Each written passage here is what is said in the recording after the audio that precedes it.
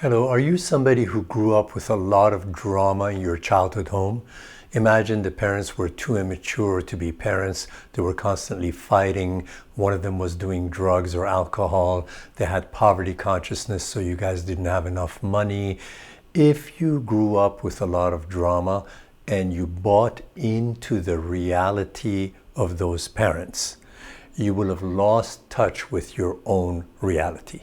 In my coming full circle approach to healing folks, I teach that you need to individuate right now.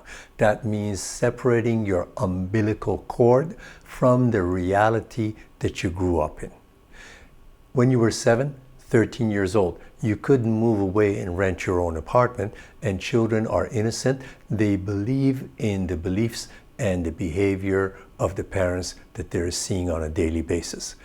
If you totally bought into and believed in your parents' belief system, their reality, their habits, then you will have lost contact with your own self and your own reality. There is no way you can be happy, spontaneous, and free until you develop what I call loving detachment.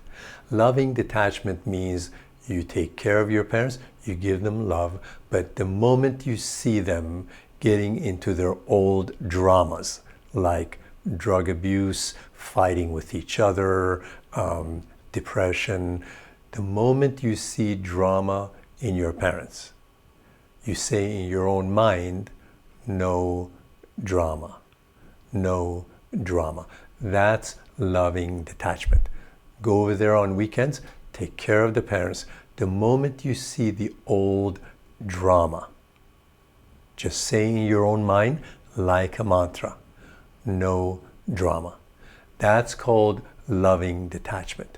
Once you detach, individuate, and you start to create your own reality, your own life story, you'll be heading towards spontaneity, freedom, and joy. God bless. Godspeed.